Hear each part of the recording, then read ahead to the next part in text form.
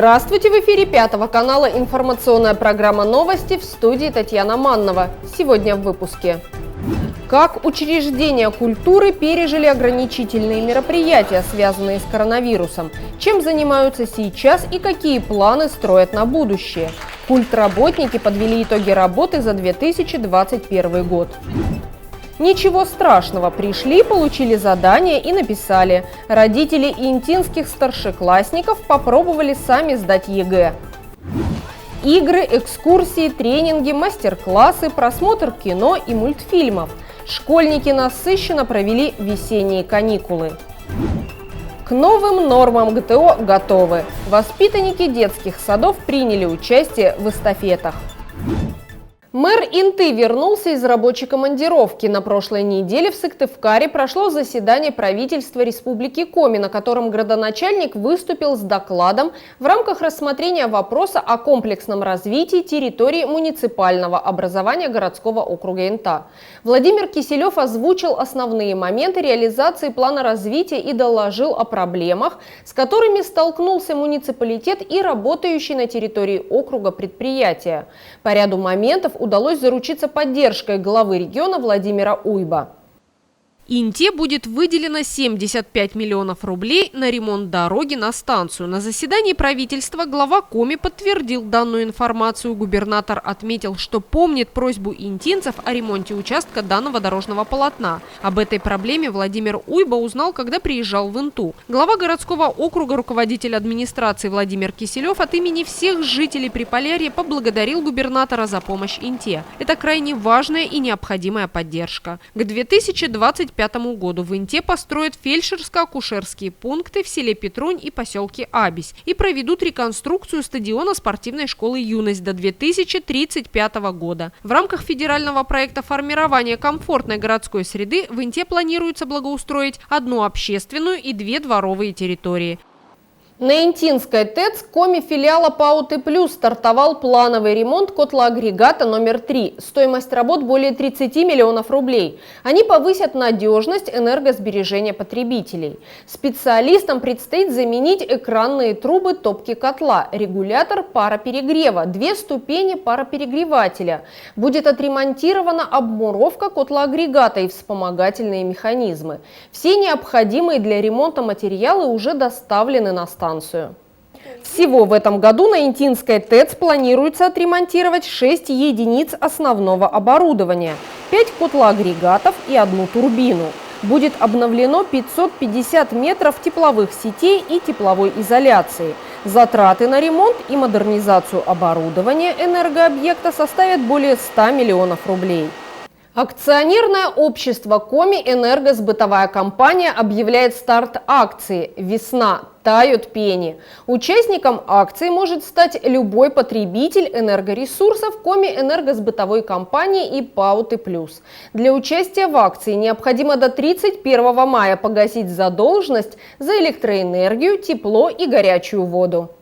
Оплатить счета и долги можно с помощью сервисов Коми «Энергосбытовой компании» через сайт в разделе «Оплатить онлайн» без регистрации, в личном кабинете, в мобильном приложении «Мой сбыт», безналичный формат оплаты без комиссии в офисах компании, в наличной и безналичной форме в отделениях банка, в которых находится офис компании, центры обслуживания населения. Тем, кто выполнит условия акции, компания спишет все ранее начисленные пени. Не списываются только пени, взысканные в судебном порядке. Подробная информация обо всех способах оплаты без комиссии есть на сайте komiyesk.ru в разделе «Помощь и поддержка. Как оплатить». Муниципалитеты Коми определились с территориями, которые будут выставлены на голосование по благоустройству в 2023 году. Какие скверы, тротуары, площади должны преобразиться, необходимо решить людям. Голосование пройдет в рамках федерального проекта формирования комфортной городской среды, национального проекта «Жилье и городская среда».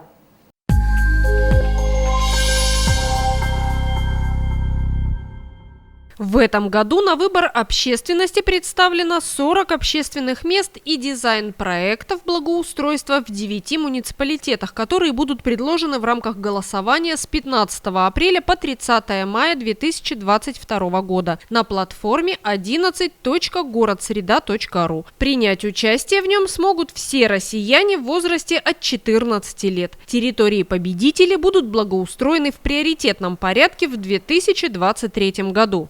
В Инте определили 5 объектов. Территория между школой номер 8 и магазином «Адак» по улице Воркутинская. Площадь Ленина, участок проезда автодороги от дома номер 30 по улице Мира до здания, в котором размещаются аптека и магазин «Зоя» по Мира 24А. Тротуары на улицах Куратова и Мира, за исключением уже отремонтированных участков. Какие из этих общественных территорий будут благоустроены в следующем году, зависит от интинцев. Необходимо проявить активность и сделать свой выбор. Проголосовать можно будет через портал госуслуг или по номеру мобильного телефона.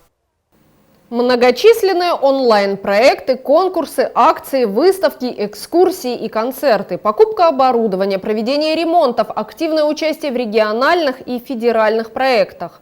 Творческие и трудолюбивые сотрудники учреждений культуры в свой профессиональный праздник подвели итоги работы за 2021 год, а также поделились планами и перспективами на ближайшее время.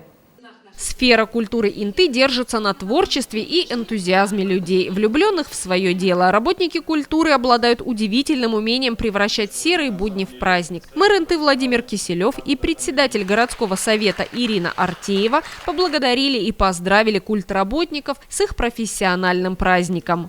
От чистого сердца хочу поздравить всех вас с профессиональным праздником, с Днем работника культуры.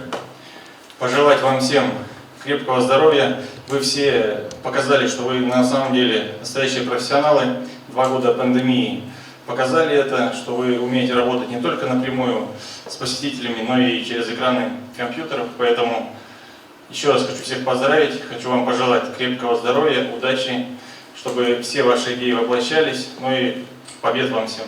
С праздником! Все учреждения активно участвуют в различных федеральных и республиканских программах. Укрепляется материально-техническая база, проводятся капитальные и косметические ремонтные работы. Закупается современное оборудование. Сотрудники культуры повышают квалификацию, занимают призовые места в конкурсах профмастерства. Объем финансирования отрасли культуры в 2021 году составил 215 миллионов рублей. В том числе из федерального и республиканского бюджета было выделено 80,6 миллионов рублей, муниципального бюджета 134,4 миллиона рублей. В отрасли культуры на территории муниципального образования городского округа Инта в 2021 году приоритетными были направления реализации национального проекта культуры, муниципальной программы муниципального образования городского округа Инта развития культуры и искусства, реализация муниципальных заданий в области культуры и реализация плана мероприятий, посвященных столетию Республики Коми. В рамках итогового совещания с докладами выступили руководители централизованной библиотечной системы, Интинского краеведческого музея, Дворца культуры и техники, Детской школы искусств, Центра национальных культур и телерадиоинформационного центра. Некоторые коллективы подготовили к своим отчетам информационные презентации и видеоролики. Несмотря на пандемию коронавируса, прошедший год был насыщенным. Грандиозные планы, задачи и сотни идей воплотить в жизнь намерены творческие коллективы и в этом году. Каждый год, любой год, который бы ни был, всегда для работников культуры очень насыщенный, потому что ежедневно, ежечасно работники культуры создают самое хорошее настроение нашим горожанам. И несмотря на то, что были ограничительные мероприятия, и, к сожалению, не всегда мы могли принимать людей в наших залах, библиотеках и музеях, тем не менее работа велась виртуально, и это огромная заслуга наших работников культуры. Год 2021 был посвящен 100-летию Республики Коми. Красной чертой проходили все мероприятия, посвященные юбилею вековому нашей республики. Мы план весь выполнили, несмотря на все. Работники культуры молодцы. Помимо этого были придуманы новые проекты. Сегодня мы все эти проекты услышали. Это действительно очень много проектов, очень много задумок на будущее. Но работники культуры просто замечательные люди. Расширенный репортаж о деятельности учреждений культуры смотрите в одном из эфиров 5 канала. Родители старшеклассников воспользовались возможностью сесть за парты, чтобы проверить, что они помнят из школьной программы и сдать ЕГЭ. Экзамены – процедура волнительная. Причем, как показывает практика, мамы и папы волнуются гораздо больше, чем школьники. 25 марта Инта присоединилась к всероссийской акции «Сдаем вместе. День сдачи ЕГЭ родителями». Родители, бабушки и дедушки школьников, а также общественные деятели могли попробовать свои силы в сдаче пробного единого госэкзамена. Задача в том, чтобы родители почувствовали себя учащимися, чтобы они прочувствовали вход в пункт проведения экзамена, прослушали инструктаж, заполнили бланки, увидели, как печатается КИМы в аудитории, заполнили данные бланки.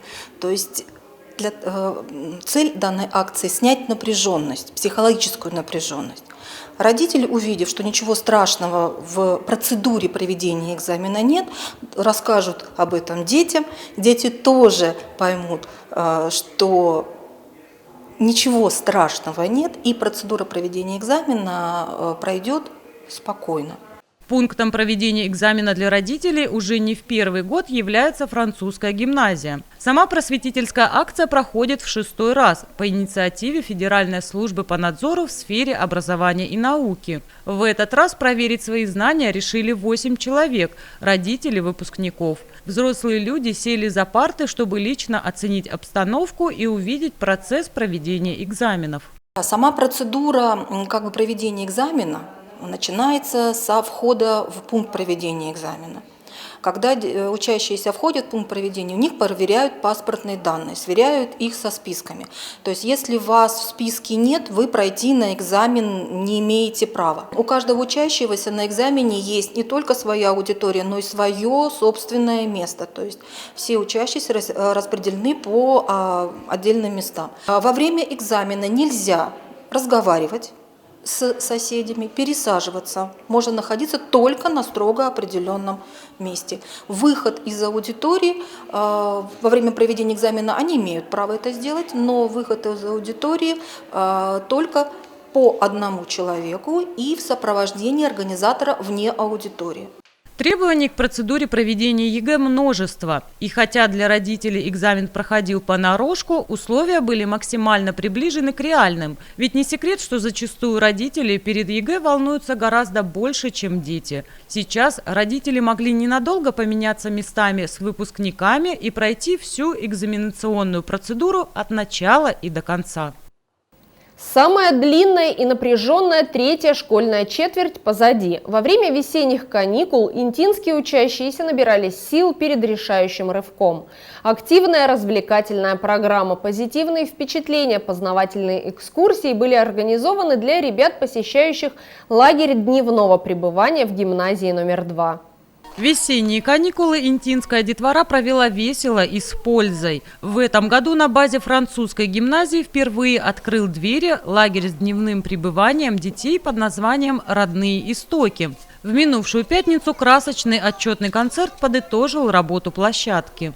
Ни недели и ни год, утром праздник нам придет. А с чего праздник начинается? С того, что приходит забава-проказница. Смышленая, да смешливая. Забава, что значит счастливая. Скачет, пляшет, кувыркается, над зимой холодной насмехается. Кто меня звал? Мы! Всем привет, я Забава, скоморошница народная. Одежка на мне вся разодрана. Дыра на дыре, заплатка на заплатке. Живу вы, как видите сами, в достатке. В кармане мышь. За пазухой ветер, я богаче любого на свете. Жилетка мне до пупка, шапка под облака. Все на мне, что я имею, да-то смеяться умею. Оттого вокруг меня народ, что игр и шуток ждет. А вы что сидите, неужто играть не хотите? Хотят! «Родные истоки» – это экспериментальная площадка, разработанная совсем недавно. Здесь активный отдых прекрасно сочетается с приобщением малышей к традициям и культуре родной страны. Программа новая, рассчитаны на 5 дней. Каждый день дети занимались чем-то определенным. Например, мы начинали первый день, это русская изба. Работали в группах они, делали групповые работы, и результаты вот на стенде, потом можете посмотреть.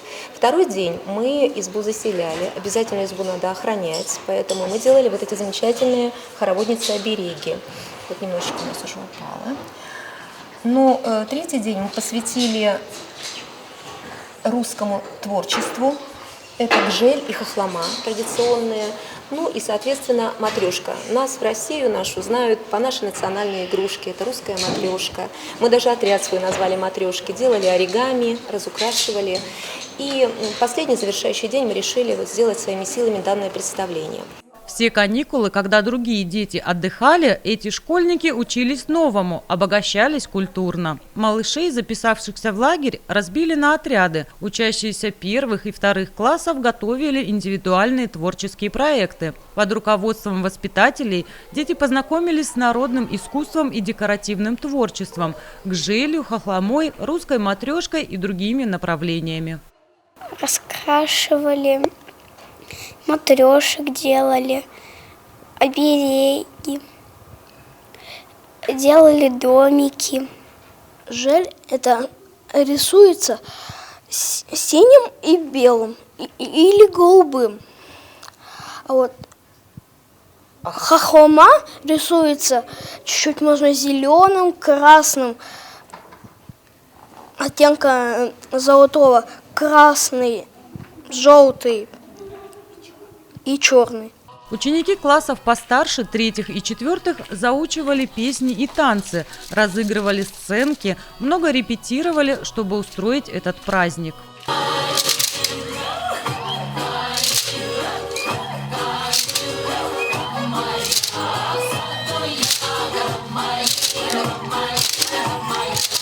Программа лагеря «Родные истоки» адаптирована под малышей начального школьного звена и направлена на изучение культурного наследия русского народа.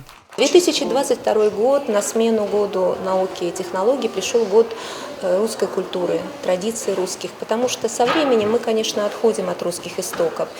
И дети, вы знаете, насколько им интересно, мы когда были у Фёклы Сметаниной в гостях в музее, насколько, с каким интересом они рассматривали все вот эти русские вышиванки, комбинациональную посуду, сколько они вопросов задавали, сколько было интереса в их глазах, потому что мы отходим от русских традиций. И сейчас, конечно, как никогда очень важно поднимать свою культуру, потому что время очень сложное, Россия многонациональная страна, и будем говорить о том, что сейчас очень сложный период, и надо, конечно, стремиться объединять все эти народы. А для того, чтобы быть едиными, мы должны, конечно, знать культуру народа. И поэтому мы по чуть-чуть пытаемся детей приобщить вот культуру и традицию не только русского народа, но коми-народа, потому что мы здесь проживаем. Ну и плюс, конечно, огромное количество здесь людей живет других национальностей, и мы не только на площадке, но на уроках, на беседах мы проводим с ними вот в этом направлении работу. Думаю, что и дальше мы будем работать в этом направлении. По словам педагогов, процесс познания и усвоения должен начинаться как можно раньше. Как образно говорят, с молоком матери ребенок впитывает культуру своего народа через колыбельные песни, потешки, игры, забавы, загадки, пословицы, поговорки и сказки. Вы идете по часовой стрелке, а мы идем против часовой стрелки. Пока звучит музыка, мы идем в хороводе.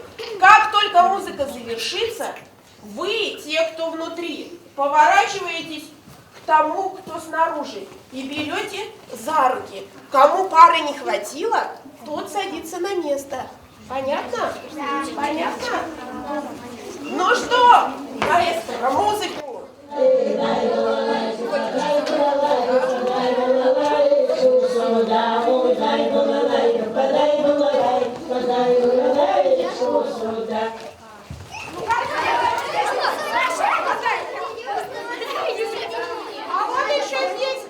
Мальчишки и девчонки провожали зиму и встречали весну в лучших традициях русской культуры. Вместе с забавой ребята играли в различные подвижные игры, ручеек, снежки, двое лучше, чем один, водили хороводы и перетягивали канат.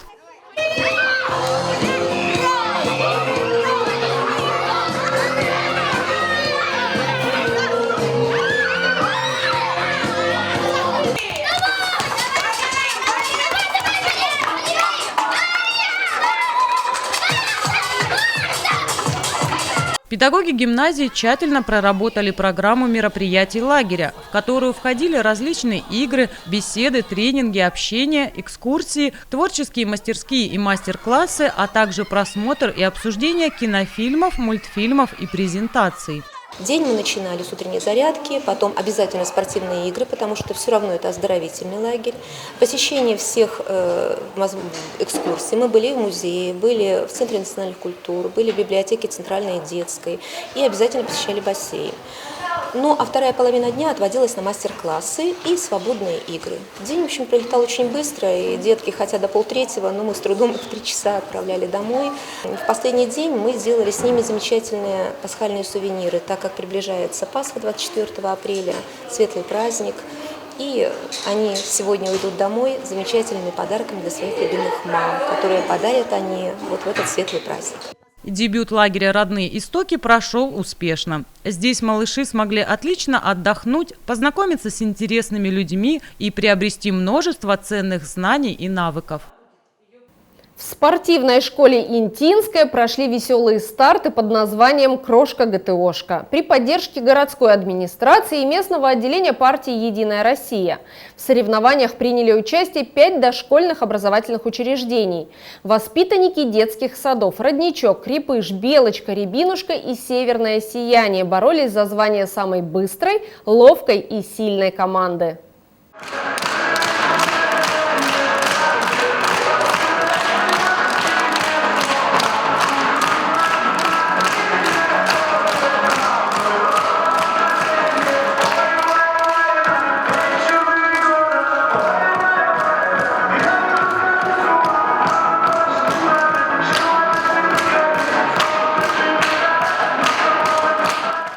В эстафетах приняли участие 30 дошколят, 5 команд, по 6 человек в каждой, по 3 мальчика и 3 девочки. Для малышей была организована насыщенная спортивная программа с элементами ГТО. Мальчишки и девчонки с огромным азартом соревновались в конкурсах, выполняя все задания. Эта пандемия нас немножко выбила из графика работы, и данные мероприятия отменялись. И, наконец, в начале марта настал, так скажем, долгожданный день, когда отменили QR-коды и разрешили проводить физкультурно-спортивные соревнования. И мы сразу же решили провести это данное мероприятие для детей, потому что дети – это все наше будущее, что ли, я не знаю. Они, сама жизнь в них вся, они вот как энергетики наши, они нас заряжают. Поэтому данные мероприятия проводятся и будут проводиться уже постоянно. Эти соревнования связаны с тем, что у нас все-таки нормативы ГТО, центр ГТО. Поэтому мы сделали вот так, чтобы были элементы ГТО в этих эстафетах. И, в принципе, хочу сказать, что уже большинство садиков детей уже сдали нормативы ГТО. Поэтому мы ждем интинцев, молодое поколение, самое юное, которое придет после этих соревнований к нам сдать нормативы ГТО. К нормативам ГТО в Инте у нас относятся очень положительно. Есть люди, которые даже приходят дополнительно заниматься, чтобы сдать эти нормативы. Хочу, значит, город Инта у нас в золотой середине среди городов, то есть мы занимаем 10-е место, золотая середина. Это стабильность. Стабильность говорит о том, что у нас постоянно есть люди, которые сдают нормативы ГТО и сдают на хорошие результаты. То есть золото, серебро, ну и есть бронза. Сегодня замечательный праздник. Мы подготовили наших дошколят для того, чтобы они выступили со своими знаниями и умениями, посоревновались в ловкости, наверное, покажут свою дружбу и свои умения в физкультуре, к чему они учатся в детском саду. Безусловно, это праздник яркий, праздник долгожданный. Все соскучились из-за ковидных мероприятий находиться непосредственно в детских садах, и поэтому мы счастливы, что сегодня спортивная школа Интинская распахнула свои двери и пригласила наших юных малышей, наших юных интинцев для того, чтобы показать свою силу, ловкость, умения.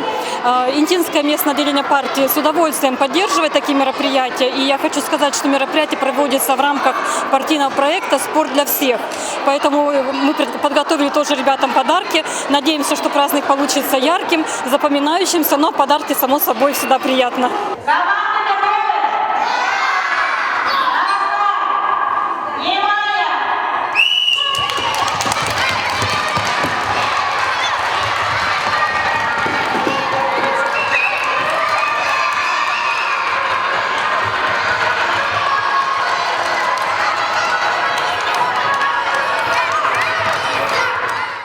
Спортивная школа «Интинская» сотрудничает практически со всеми образовательными учреждениями города. Дети с удовольствием занимаются физкультурой, спортом и с радостью участвуют во всех общегородских мероприятиях, различных соревнованиях и эстафетах.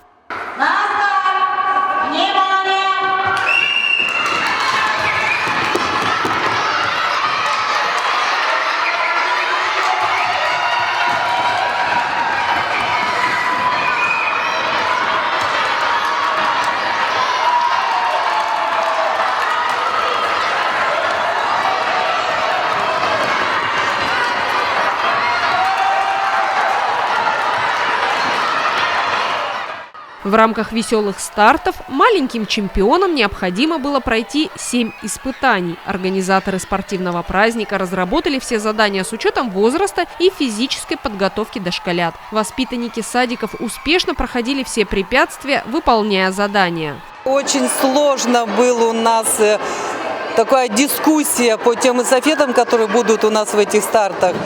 Спорили, обсуждали, советовались с инструкторами садиков, потому что дети, они же все возраст маленький, надо подобрать так, чтобы они могли выполнить тот или иной элемент или тот или иной бросок. Поэтому эстафеты очень интересные, такие, как сказать, необычные, но элементы ГТО присутствуют. Бросок, отжимание, пресс, то есть все это есть в этих эстафетах.